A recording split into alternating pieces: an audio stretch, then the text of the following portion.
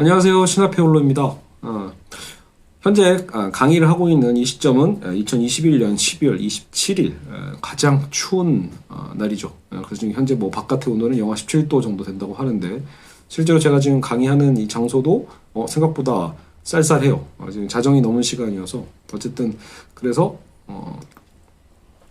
모자를 쓰고 조금이라도 온도를 유지할 겸해서 모자를 쓰고 강의를 해보도록 하겠습니다.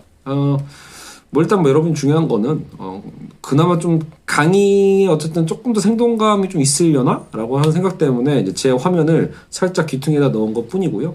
물론 더 중요한 거는 제가 지금 같이 공유하고 있는 이 화면이겠죠. 그래서 현재 여러분이 이제 읽고 계시는 화면에서 보고 계시는 화면은 화면에서 보고 있는 여러분 이제 이 텍스트는 현재 제가 카카오 브런치죠. 다음 브런치에다가 올려놓았으니까 여러분 참고했어서 근데 제가 정작 여기서는 신화피올로라고 채널을 안 해놔가지고 제 이름 그대로 올려놨어요. 요걸 좀 바꿔봐야겠네요. 그 이름 헷갈릴 수 있으니까.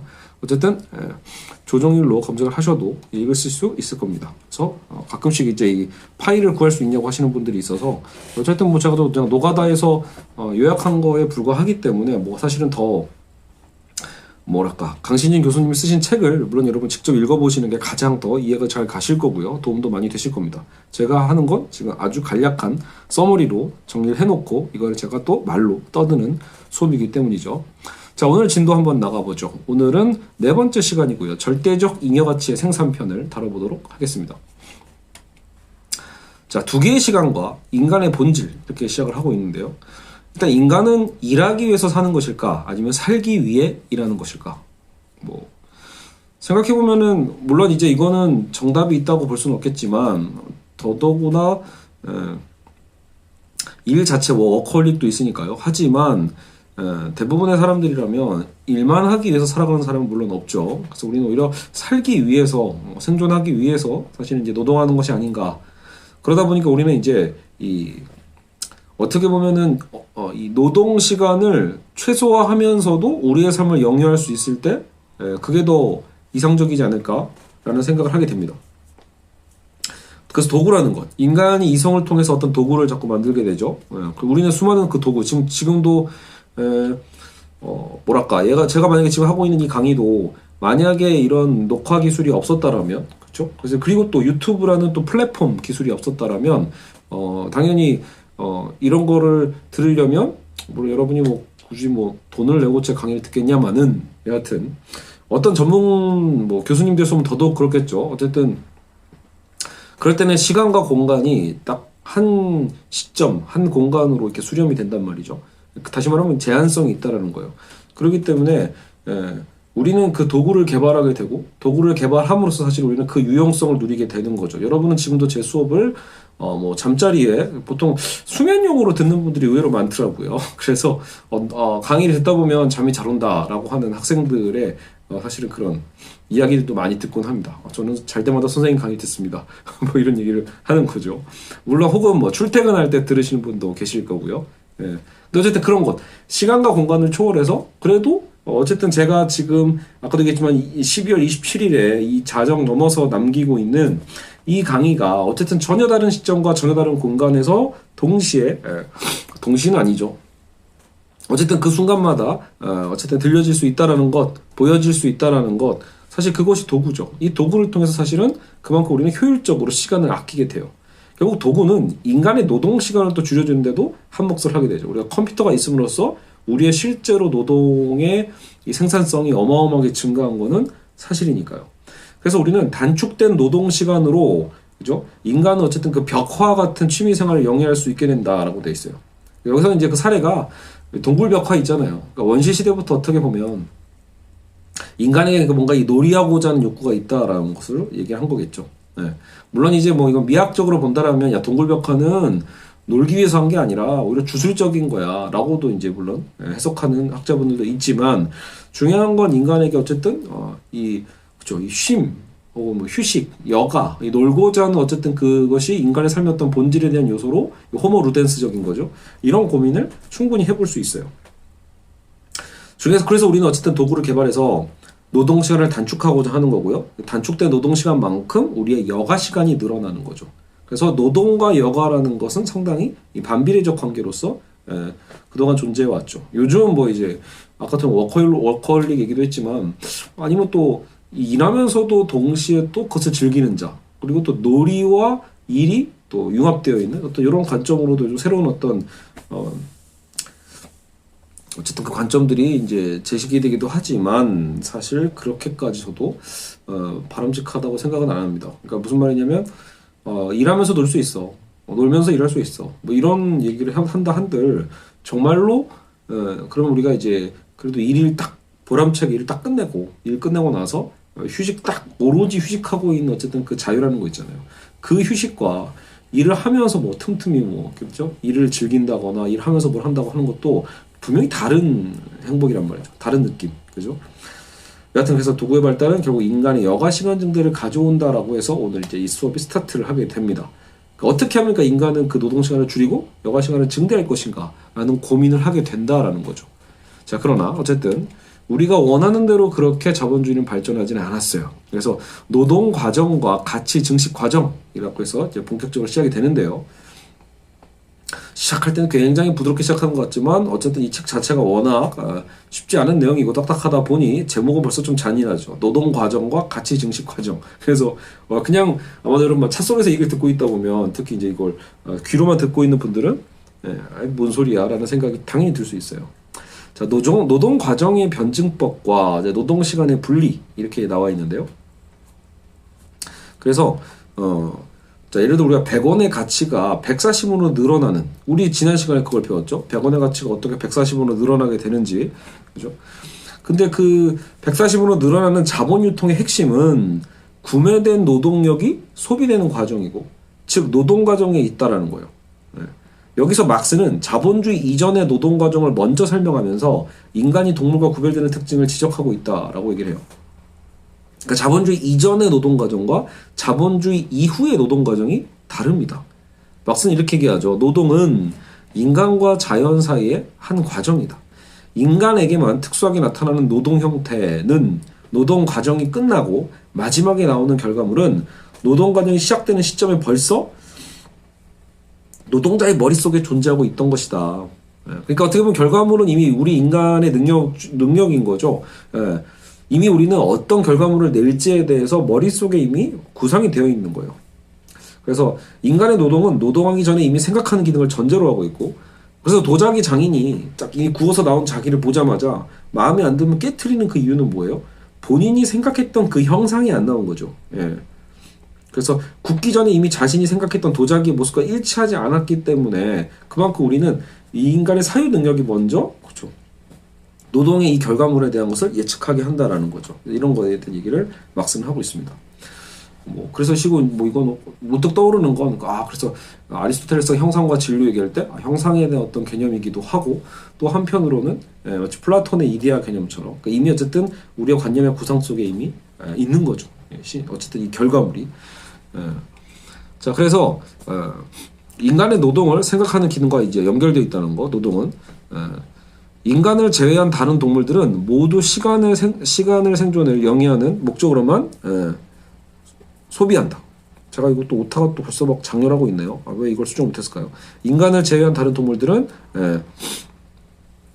모두 그 시간을 어떻게 한다? 생존을 영위하는 목적으로만 소비한다라는 거죠. 쉼표를 제가 잘못 안 찍었군요.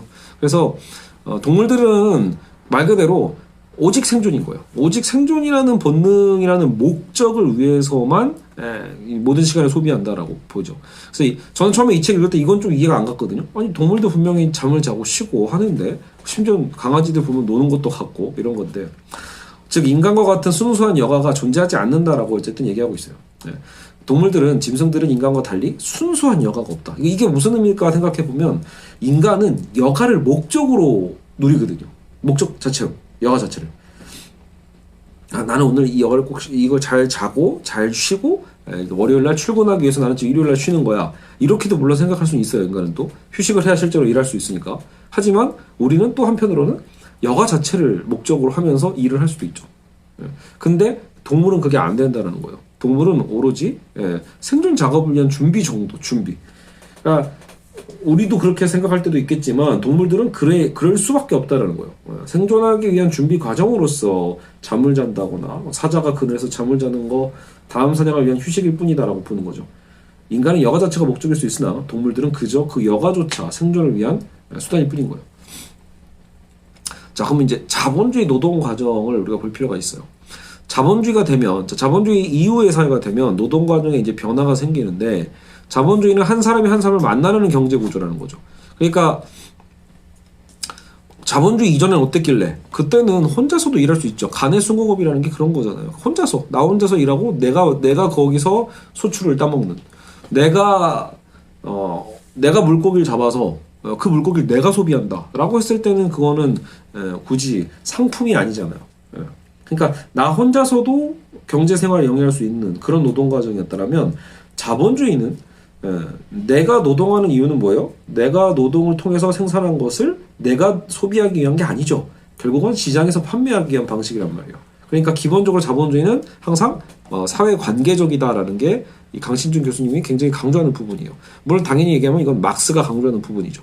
그래 노동 과정에서도 이제 두 사람이 등장하게 돼요. 그래서 자본주의 이후에는 두 사람 이상인 거죠. 그러니까 자본주의 이전에는 농부든 도공이든 혼자서도 일이 가능했는데 여가 시간도 노동 시간도 모두 자신이 스스로 선택할 수 있었던 거죠. 그러니까 내가 필요한 만큼 일하고 내가 필요한 만큼 쉬고 이게 선택이 가능해요. 그런데 자본주의적 노동 과정에서는 한 사람이 노동력을 다른 사람이 생산수단을 가지고 등장하는 구조다. 그러니까 누군가는 생산수단을 갖고 노동자를 고용하는 사람이고 누군가는 생산수단이 없이 고용되기 위해서 노동력을 들고 나오는 구조라는 거예요. 이렇게 두 개가 나오죠. 생산수단을 가진 자가 없는 자의 노동력을 계속 구매하는 거다.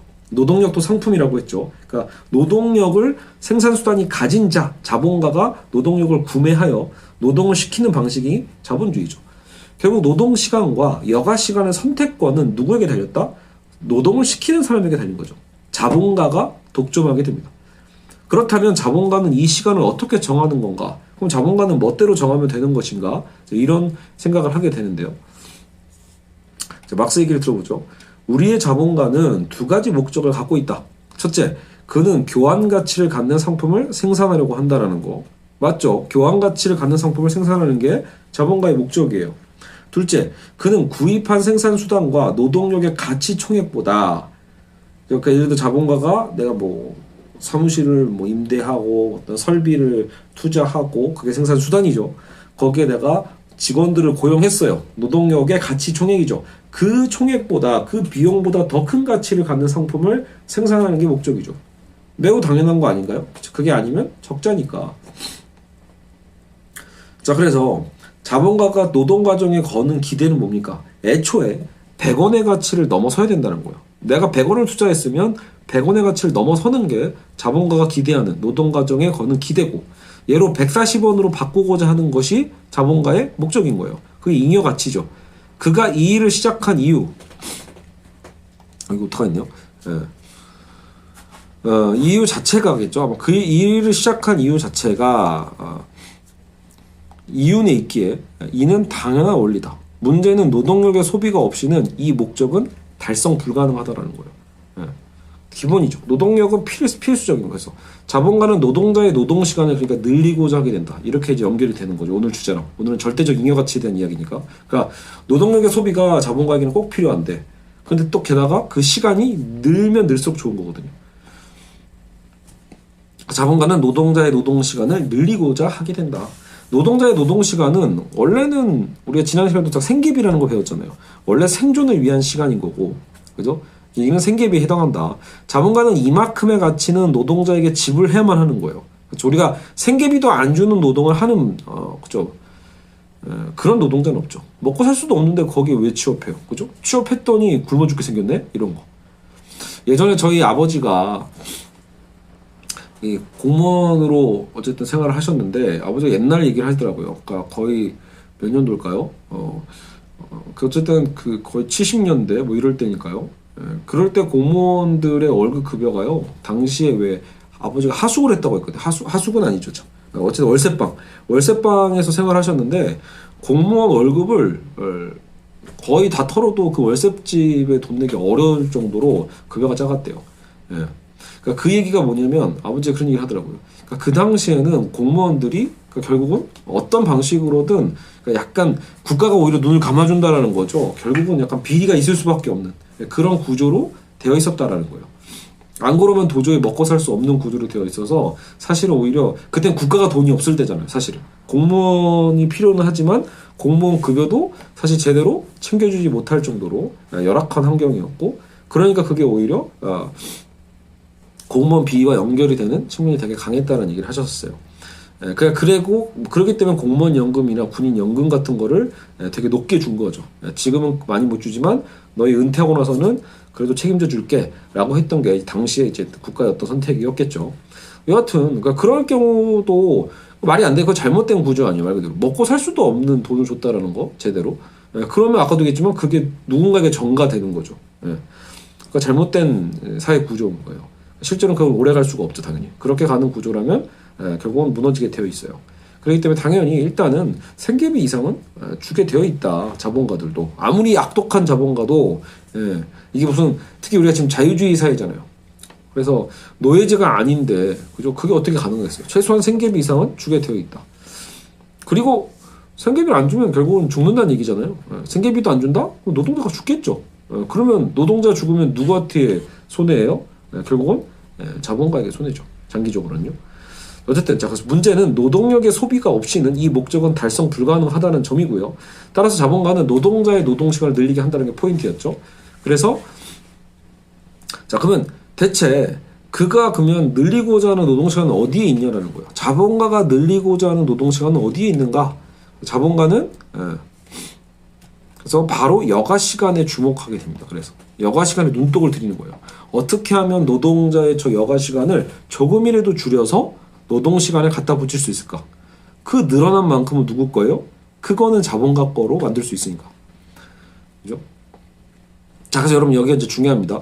노동자의 노동 시간은 두 부분으로 나눠진다라고 하죠. 노동자의 노동 시간은 이게 이제 막스의 자본에서도 중요한 포인트예요. 노동 시간을 이해할 때 보통 우리가 이제 저도 이제 이걸 좀 그래도 자주 이 부분을 보다 보니까 이제는 좀 생각적으로 익숙한데 처음에 읽을 땐 되게 이해가 안 갔거든요. 예를 들어 제가 알바를 한다. 그러면 예를 들어 6시간 알바를 하기로 했어요. 그러면 그렇게 했을 때 6시간 난 일하기로 했으면 6시간이 내 노동시간 아닌가? 라고 생각을 하죠. 예를 들어 그러면 시급이 10,000원이다. 그러면 저는 6시간 일하면 60,000원이잖아요. 60,000원이 내 노동에 대한 가치 아닌가? 라고 생각을 하는 게 너무 상식적인 거잖아요. 그러나 막스는 그렇게 분석하지 않아요. 왜냐면 막스가 자본주의를 분석하기에는 말이 안 된다는 거죠. 진짜 내가 내 노동 가치가 6시간에 대한 노동 가치를 그대로 다 급여를 받는다라면 자본가는 뭐 갖고 가냐라는 거예요. 자본가가 자선사업가가 아닌 이상 결국은 나를 고용한 이유는 나를 통해서 즉 내 노동력을 통해서 무언가를 얻는 거잖아요. 그게 잉여가치죠. 그 잉여가치가 안 떨어지면은 당연히 자본가는 노동자를 고용할 이유가 없어요. 그렇죠? 일시적으로 여러분 뭐 불경기다 이럴 때 일시적으로는 물론 적자를 보면서까지 고용 체계를 그냥 유지할 수도 있겠죠. 근데 그게 장기화되면 실제로 어떻게 돼요? 당연히 일손을 자르게 되어 있잖아요. 그런 것처럼 기본적으로 자본가의 목적도 잉여가치에 있기 때문에 그래서 우리의 노동시간의 일부를 결국은 자본가가 가져갈 수밖에 없다라는 게 막스의 이론입니다. 근데 사실 매우 당연한 얘기이기도 한 거예요. 그렇죠? 노동자의 노동시간이 내가 6시간 노동한다.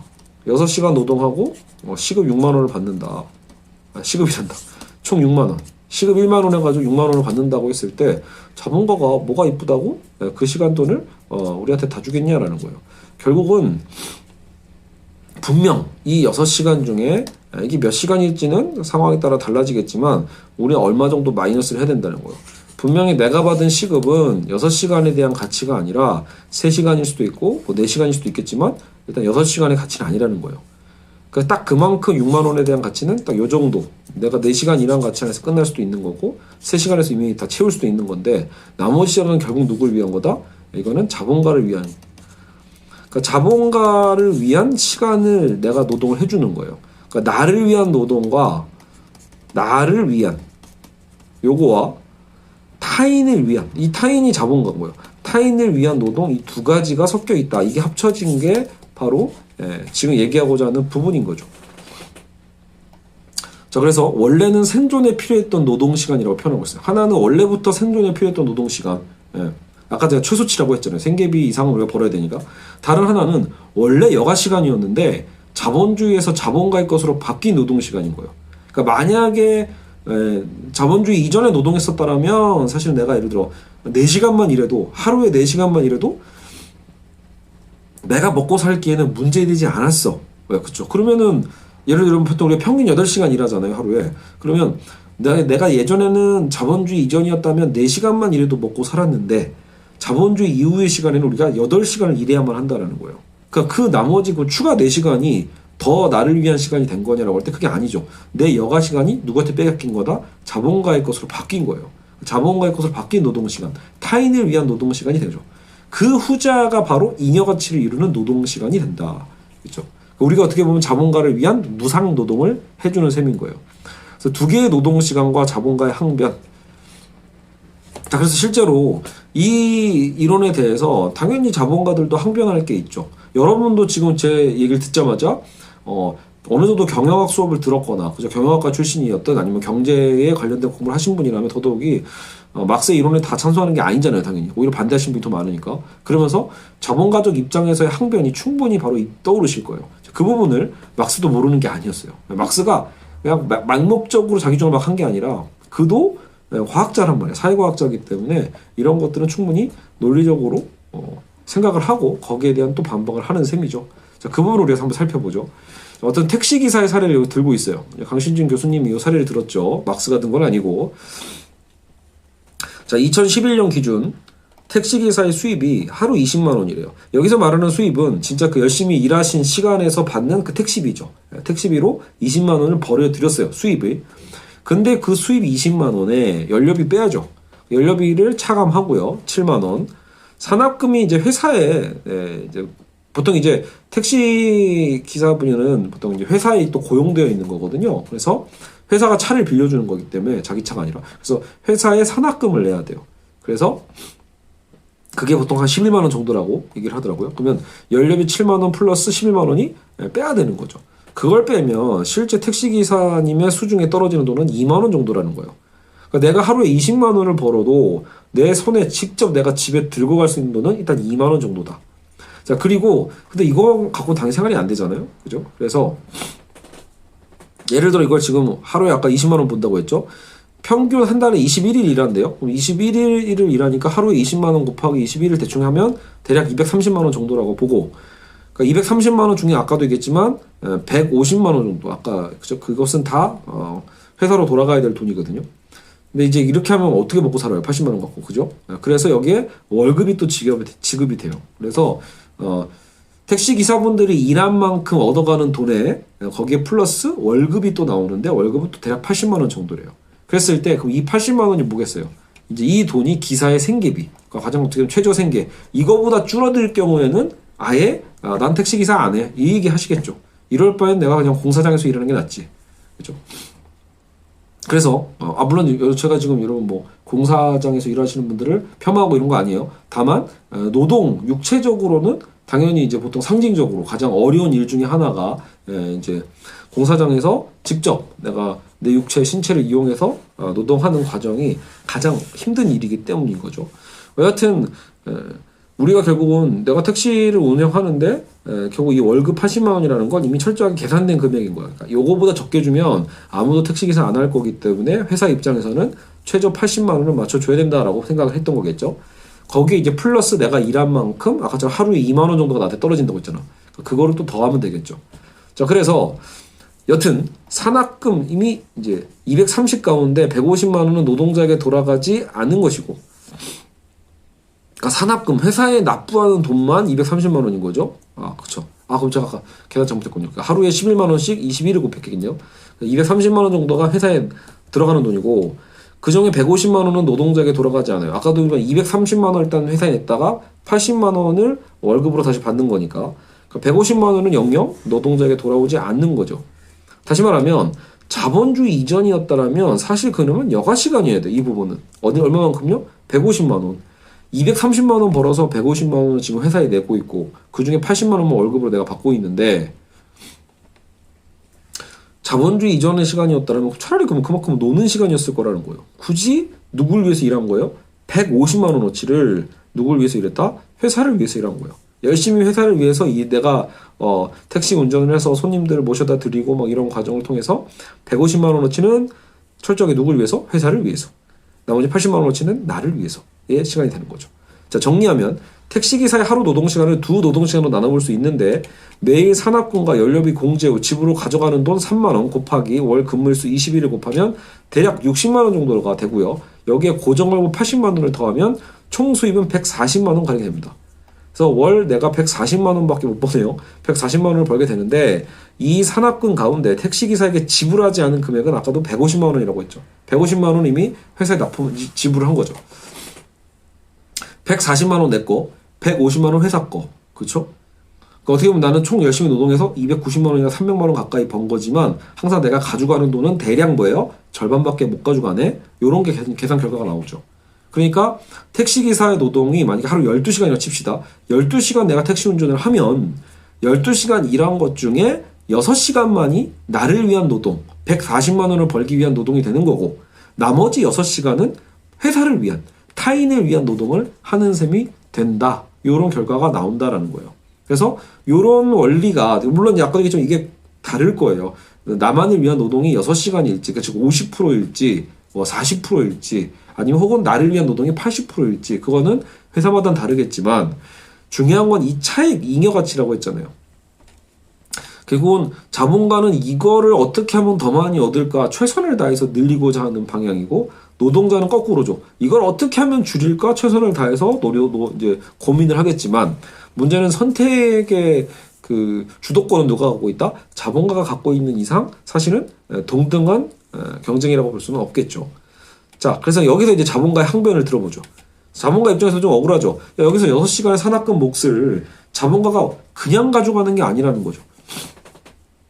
야, 억울해. 내가 자본가면. 야, 억울하다. 나도 지금 이렇게 택시회사 차릴 때 내가 리스크를 얻고 내가 대출받아서 내가 차들 사고 이런 거 아니야. 내가 회사 건물도 임대하고.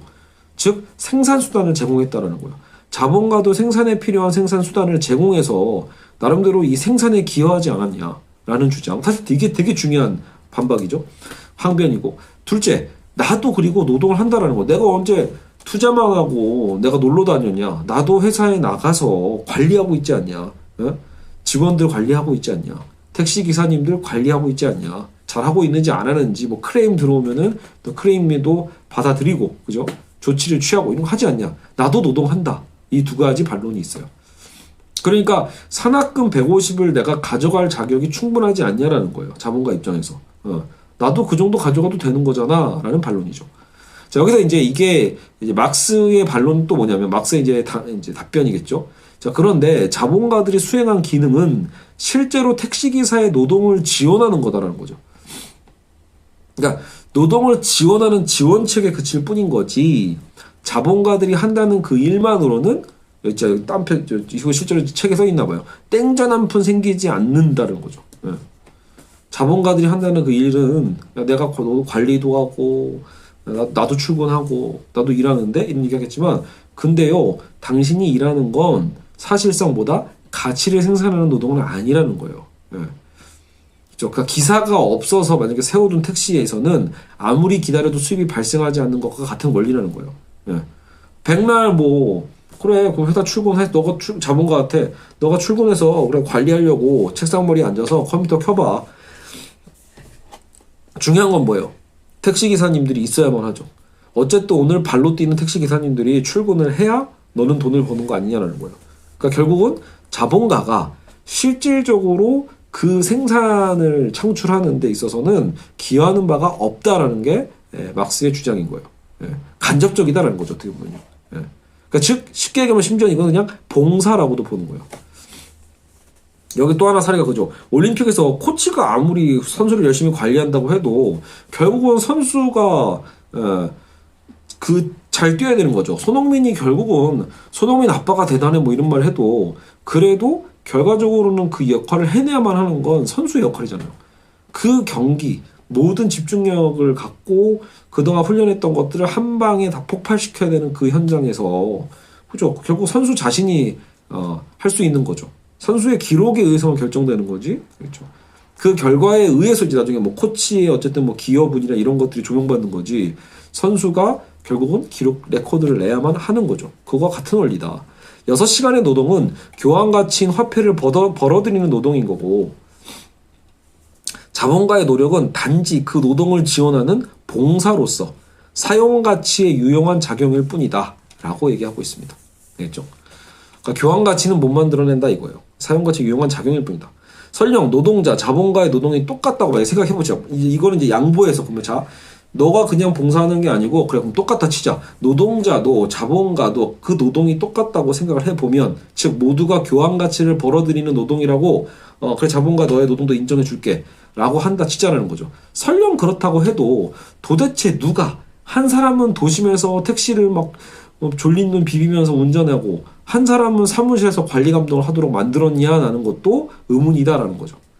그죠? 대체 그러면은 그거는 내가 만약에 공평하게 선택할 기회가 있다라면 뭘 선택하겠냐라는 거예요. 그렇죠? 아니야, 나는 현장을 좋아해. 라고 하시는 분도 있겠지만, 그것도 장기적인 생각을 해보면 이가 달라질 수 있죠. 그냥 회사에 앉아서 사무실에서, 너 관리 감독할래? 아니면 너 나가서 몸으로 뛸래? 라고 했을 때, 몸으로 뛰는 게 그냥 뭐 자ten 조깅 이런 정도가 아니잖아요. 예, 육체 노동의 강도라는 게 있기 때문에 결코 쉬운 게 아니니까. 그러니까 누구나 결국은 관리직을 택하지 않겠냐라는 거예요. 즉 애초에 이건 좀 불공평한 어떤 구조가 이미 들어가 있는 거예요. 이 불공평한 업무 분담의 근원에 대해서는, 그래서 이제 자본론 7장에 본원적 축적이 있거든요. 그 본원적 축적의 장에서 다루게 됩니다. 결국은 똑같지 않다라는 거고, 그렇죠? 자본가의 노동은 노동이 아니다라고 얘기를 하는 거예요. 그렇죠? 그냥 봉사에 가깝다. 됐죠? 이 부분 굉장히 중요한 부분입니다. 막스의 자본론을 이해할 때 굉장히 중요한 포인트였다. 물론 여전히 명쾌하게 해명되는 부분은 아닐 거예요. 오늘날 결국은 뭐 기업가 정신을 되게 중시하는 시대에서 본다면, 여전히 이제 그 CEO, 오너의 어쨌든 결단과 뭐 판단의 중요성 이런 것들을 워낙 크게 보니까요. 그렇죠? 이런 부분에 이제 논쟁은 여전히 있다라고 생각하시면 되지만, 어쨌든 막스의 입장을 우리가 지금 공부하고 있는 입장이니까 그렇게 본다면, 일단 자본가들은 생산 수단을 갖고 있었을 뿐이고, 나중에 뭐 이 본원적 축척에서 저 생산 수단을 어떻게 벌었냐 이제 이걸 추적하는 거거든요. 근데 그게 되게 불공정해요. 그러니까 본원적 축척의 차이라고 보거든요. 이 생산 수단이 있고 없고의 차이가요. 우리가 지난 시간에도 얘기했잖아요. 생산 수단이 많으면 굳이 자기가 노동자의 역할을 할 필요가 없다라는 거죠. 왜 굳이 노동을 해요? 그죠? 나도 자본가 하면 되지. 다 그런 생각할 거란 말이에요. 그렇죠? 자, 그래서 절대적 잉여가치의 생산 넘어가 보죠. 자본 유통의 온전한 모습. 자본 유통 과정에서 가치가 늘어나는 비밀은 이제 밝혀졌죠. 노동자의 여가 시간을 노동 시간으로 바꿔왔던 것이에요. 노동자의 여가 시간을 그동안 어때요? 노동 시간으로 바꿔온 거. 그죠? 온전한 자본의 유통이란 아래와 같다. 제가 이제 메모를 해봤는데요. 책에 있는 부분이에요. 자, 화폐가 원래 100이었죠. 그게 나중에 상품 100을, 이건 자본가의 화폐죠. 자본가가 상품을 일단 구매를 해야 돼요. 여기서 특히 어떤 상품? 노동 상품이 중요하죠. 노동력이라는 상품 40, 그리고 아까 생산 설비 필요하죠. 생산 수단 60. 이런 식으로 일단은 자본가가 상품을 구매를 해야 됩니다. 상품 구매. 그리고 생산 수단은 가치를 창출하지 못한다고 했어요. 오히려 감가상각으로 이제 점점 낡아지는 거지만, 생산 수단은 여기 60 그대로 하고, 노동력이 여기서 중요하죠. 여기서 우리 가치를 창출하는 거죠. 노동자의 노동력을 통해서 아까처럼 가치를 창출하는 거고, 그럼 이게 80으로 늘어나 있죠.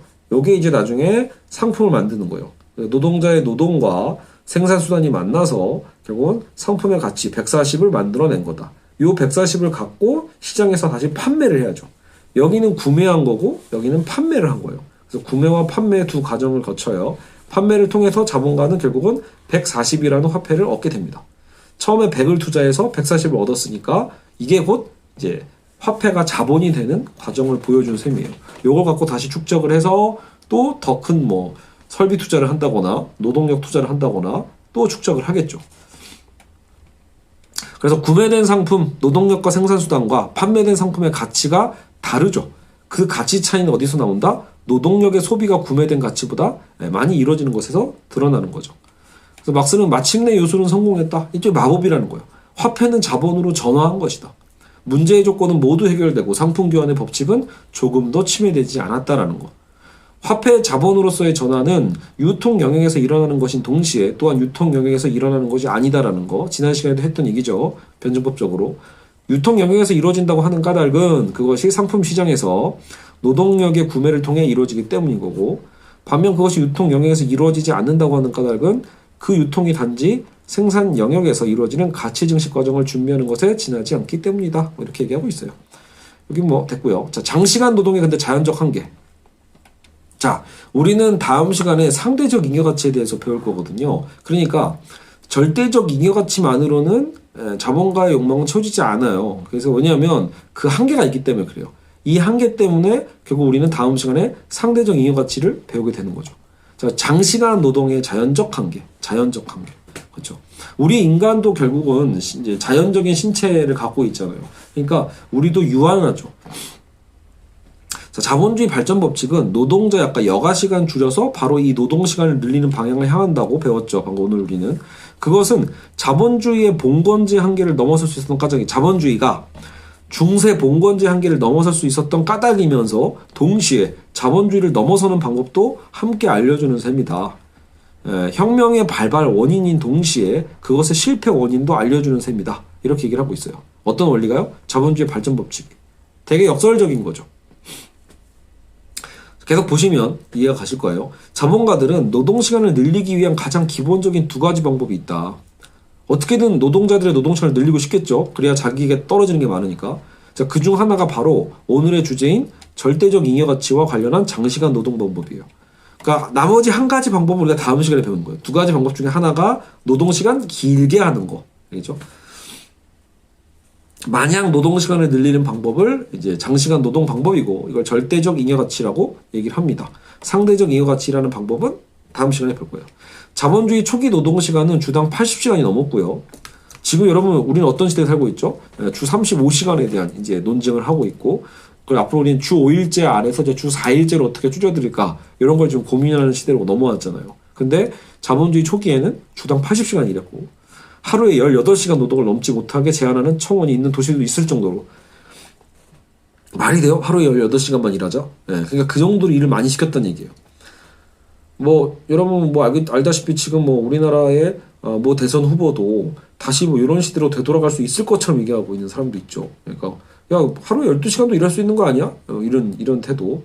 그러니까 기본적으로 물론 저도 그런 생각을 합니다. 경영자의 입장, 아까 자본가 입장에서 보면 그런 얘기가 나올 수 있는 거예요. 자본가의 꿈은 뭐예요? 어떻게 하면 다시 옛날처럼 야근시키면서 최대한 많은 노동자들의 노동시간을 뽑아먹을 수 있을까? 사실 이런 거겠죠. 다만 확실히 좀 시대가 무조건 그 노동시간의 인풋이 많다고 해서 생산성이 늘어나는 건 아닌 시대가 됐잖아요. 예전에는 뭐 정직하게 노동시간을 막 투여시키면 그만한 가치가 나왔지만 요즘 시대는 단순 노동에 대한 부분이 아닌 거죠. 사실 이제 인간이 어쨌든 뭔가 이제 창의성에 대한 부분이 되게 강조되는 부분이니까, 그러다 보니까 무조건 잡아둔다고 해서 회사가 발전하는 또 시스템은 또 아닌 셈이어서 요즘은 자본가들도 약간 그 방법론을 바꾸고 있지 않은가라고 생각해 볼 수 있습니다. 어쨌든 지금 이제 다시 그 구조를 보면 이제 영국의 노동시간에 대한 이야기돼요. 영국의 이제 산업혁명 이후에 얼마나 많은 노동이 있었는가. 자, 그래서 우리나라도 여기서 잠깐 나오죠. 요 책 쓰여졌을 때도 역시 우리나라는 OECD 평균 1위 노동시간이 1위로 노동시간 가장 긴 나라죠. 그래서 한국도 지금 계속 그 노동시간을 줄이기 위한 싸움을 하고 있는 겁니다. 자, 그래서 장시간 노동은 두 가지 역사적 의미가 있다라고 얘기를 하고 있어요. 장시간 노동의 역사적 의미. 하나는 역사 발전 방향과 일치한다. 그게 뭐길래? 노동이 부를 만들잖아요. 노동이 부를 만들고 노동량의 증가는 부의 증가를 가져오겠죠. 이것이 자본주의가 봉건제를 뛰어넘을 수 있었던 이유와 연결이 돼요. 그렇죠. 아까도 얘기했지만 봉건제도는 그렇게 일을 많이 할 때가 아니거든요. 자본주의는 아까처럼 노동이 부를 창출하는 구조고, 오늘날 우리는 분명 봉건제에서는 상상할 수 없는 풍족함을 누리고 있다라는 거예요. 틀린 말은 아닌 거죠. 우리가 지금 누리고 있는 많은 물질적인 풍요가 어디서 온 거냐라는 거예요. 그것이 결국 우리의 노동에 온 거죠. 봉건제에는 없었던. 따라서 이미 누리고 있는 물질적 풍요를 예전으로 되돌리는 운동의 역발진은 불가능하다. 결국 여기 강신윤 교수님도 계속 강조하고 있는 게 우리가 마치 뭐 다시 성찰하고 뭐 반성하면은 다시 옛날로 되돌아갈 수 있을 것처럼 생각할 수는 없다라는 거예요. 한번 이렇게 자본주의 어떤 발전 방향이 흘러간다라면 그때로 되돌아갈 수는 없다. 오히려 계속 쌓이는 거지. 기존에 있었던 시대에 계속 변증법적인 얘기를 하잖아요. 그래서 1 플러스 1은 2로 올라가는 거지 그 2로 가 있는 상황에서 다시 1로 내려갈 수는 없다라고 보는 거예요. 따라서 장시간 노동의 문제점을 극복하는 것도 노동 안 해. 이것만으로 되는 게 아니라는 거죠. 다른 방향에서 찾아야 된다. 자, 다른 하나의 역사적 의미는 뭐냐? 바로 그 다른 방향을 제시하는 것이기도 한데 장시간 노동은 필연적으로 자연적 한계와 사회적 한계를 가져온다라는 거. 그래서 장시간 노동은 필연적으로 자연적 한계, 사회적 한계 두 가지를 갖고 와요. 자연적 한계는 바로 우리 신체 한계 같은 거죠. 시간의 한계 때문에 생기는데 인간의 하루가 정해져 있듯이 노동시간으로 전환시킬 여가시간 또한 자연적 한계가 있죠. 그쵸? 여러분 그 어떤 자본가도 24시간 이상을 노동시킬 수는 없잖아요. 그쵸? 이미 24시간이 지나면 다음 날인데. 그런 것처럼 우리에게는 자연적 시간의 한계가 있죠. 24시간 이상 노동 불가능하고 심지어는 뭐예요? 우리는 생물학적으로 쉬어야만 해요. 쉬어야만 하는 일정 휴식이 필수적인 거예요. 제가 지금 이제 수업하고 있으니까 벌써 1시가 넘어가고 있는데 제가 만약에 오늘 이 작업을 3시를 넘게 간다? 3시까지 넘게? 그러면 저는 내일 아침 보통 저희 막내 아이가 뭐 6시나 7시 사이에 일어나거든요. 그러면 무조건 저도 깨야 돼요. 그러면 제 휴식 시간이 매우 줄게 되면서 저도 하루를 아예 제대로 일할 수 없게 되는 거죠. 그런 것처럼 분명히 인간은 꼭 쉬어야 되는 어떤 시간이 필요해요. 그래서 24시간 이상 노동 불가할 뿐더러 심지어 우리는 그저 노동자가 다시 다음 날을 위해서 일할 수 있는 휴식 시간도 보장을 해줘야만 하는 거예요. 누구 입장에서? 자본가 입장에서도. 그러니까 자본가도 아무리 부려먹고 싶어도 노동자를 부려먹을 수 있는 한계가 있다. 자연적 한계. 알겠죠? 그래서 자연적 한계를 넘어서는 장시간 노동은 불가하고요. 자, 그리고 사회적 한계가 또 있다고 했죠. 노동시간을 둘러싼 계급투쟁이 이제 나옵니다. 남은 하나의 한계가 바로 사회적 한계인데 장시간 노동은 타인의 여가시간에 의존하는 것이지 자본가 스스로 하는 노동은 아니라는 거죠. 즉 이는 결국 관계적인 거예요. 또 관계성이 나오죠. 사회적 관계. 자본주의는 본질적으로 사회적 관계를 토대로 한다고 했죠. 오늘 첫 시간에도. 장시간 노동은 그래서 필연적으로 관계적이니까 계급적 투쟁이 생기는 거예요. 방향이 다르잖아요. 노동자들은 좀 더 쉬고 싶고 자본가들은 좀 더 일시키고 싶고 관계적인 거예요. 그래서 이 사회적 관계에 한계가 생긴다라는 거죠.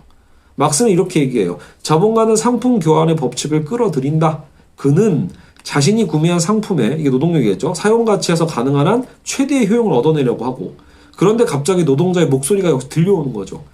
너에게 자본의 가치 증식으로 나타나는 것이 야 자본가 너에게 자본의 가치 증식으로 나타나는 게 노동자인 나에게는 노동력의 초과 지출이야. 쉽게 얘기하면 뭐예요?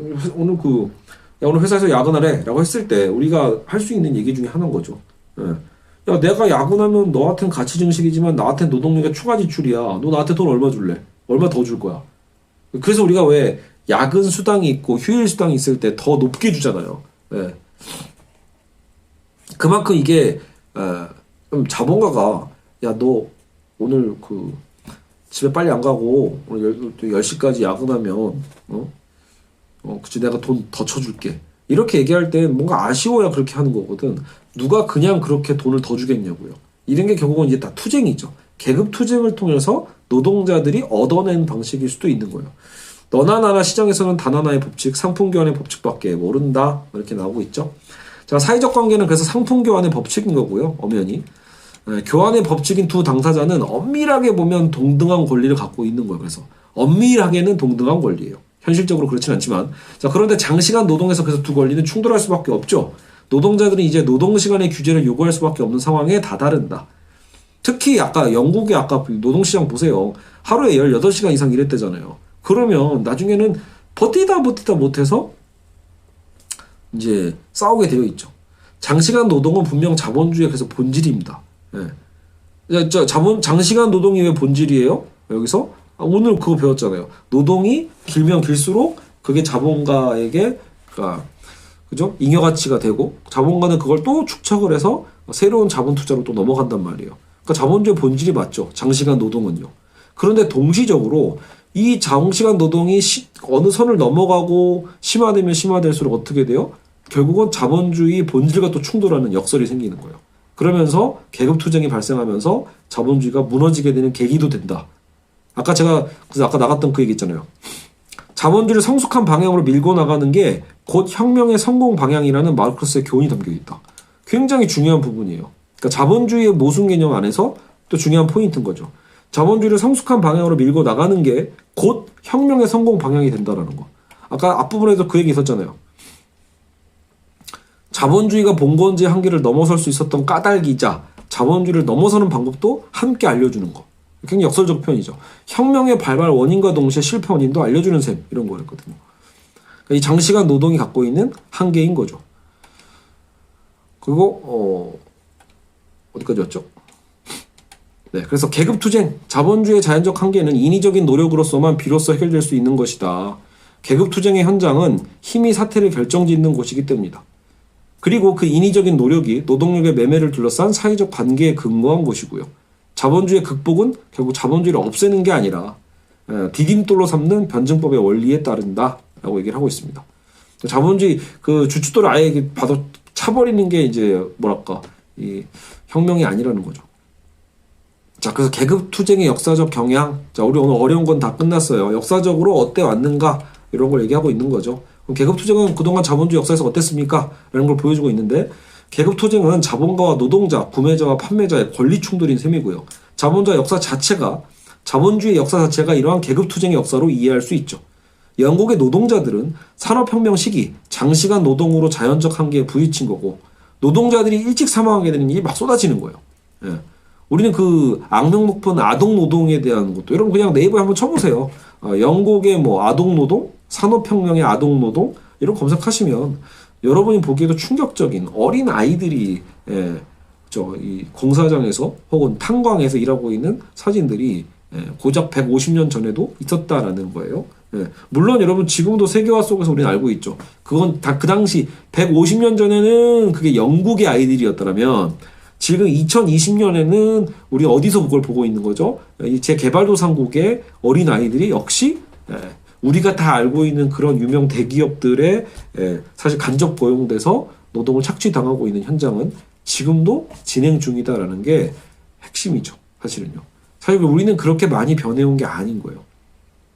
그러니까 여전히 자본주의가 어느 정도 이제 성숙해가는 과정이랄까? 그것을 겪어낸 흔히 선진국들이죠. 거기서는 이런 계급투쟁을 통해서 그래도 뭔가 노동자의 권리와 자본가의 권리가 어느 정도 좀 균형을 좀 이뤄가면서 유지되는 측면이 좀 있다라면, 여전히 개발도상국에서는 똑같이 우리 초창기에 영국이 보여줬던 그 문제점들을 지금도 보여주고 있는 개발도상국은 세고 셌다. 그렇죠? 노동자들이 일찍 사망하게 되고, 이건 당연히 자본가에게도 근데 손실이죠. 제가 자본가도 자기 노동자가 죽는 걸 바라는 건 아니잖아요. 왜? 지속 가능성이 중요하니까. 뭐 일주일하고 장사 말 거 아니잖아. 1년하고 장사 말 거 아니잖아요. 자본가들도 어떻게 하면 영원히 이 수익 구조를 만들 수 있을까를 고민하는 사람들이기 때문에 말 그대로 숙련된 노동자들이 죽는 것은 본인들에게도 손해예요. 그래서 판매자, 노동자들의 권리가 등장하고 노동조합이 결성될 수 있게 된 거예요. 그러면서 파업이 되고요. 집회가 이루어지는 거죠. 또 오타가 있네요. 집회가 이루어지는 것입니다. 장시간 노동의 사회적 한계이기도 하다. 노동시간을 규제하는 법령, 노동법, 공장법 같은 것들이 생기게 되는 거죠. 공장법이 제정될 때 정작 이 공장법은 또 재밌는 게 자본가 정당이 제정했다라는 것도 재밌는 포인트예요. 왜 이 당시에는 노동당이 또 따로 없었거든. 그러니까 그만큼 또 재밌는 사실은 자본주의의 변혁은요, 오로지 노동자들의 투쟁을 통해서만 이루어지는 게 아니라는 거죠. 자본주의의 변혁은 결국 자본가 자신에 의해서 이루어진다는 또 역설이 생기는 거예요. 자본주의의 주인은 엄연히 자본가인 만큼 노동자 계급이 투쟁에서 이기는 일은 실제로 거의 없다라는 거죠.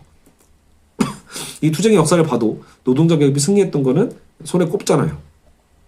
그러나 노동자 계급의 반복된 패배에도 불구하고 그것이 지향하는 장기적인 목표는 결국 누구에 의해서 바뀐다? 자본가 자신에 의해서 조금씩 달성되게 되는 셈이에요. 자본가 그들이 자꾸 무언가 오히려 그들이 더 자신의 수익을 위해서, 이윤 창출을 위해서 오히려 또 공정법을 만드는 이런 역설처럼 말이죠. 그렇다면 자본가는 왜 자신의 권리를 스스로 규제하게 되는 것인가? 그렇게 하지 않으면 안 되는 강제가 작용하기 때문일 것인데, 그렇죠? 강제가 없기는 그냥 뭐 여러분 도덕적 윤리, 뭐 기독교 윤리 이런 걸로 자본가들에게 호소하는 거는 사실은 한계가 있을 수밖에 없는 거예요. 네. 어쨌든 그 자본가들은 그 왜 스스로 자신의 권리를 규제하면서까지 그렇게 나아가야 하는가라고 했을 때 그게 결국 자본주의 발전을 위해 필요한 어떤 경쟁 조건이 되기 때문이다라고 얘기를 하고 있습니다. 자본주의 발전을 위해 필요한 경쟁의 조건 있죠. 그 부분에 대해서 좀 더 디테일은 이제 우리가 다음 시간 상대적 잉여가치 편에서 다루게 될 것이기 때문에 오늘은 여기까지만 하도록 하겠습니다.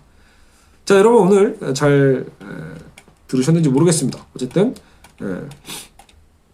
오늘 자본을 읽다 오늘 4강이었고요. 절대적 잉여가치 생산편을 함께 다뤄봤습니다. 다음 시간은 상대적 잉여가치에 대해서 다뤄보도록 하겠습니다. 여러분 수고하셨습니다.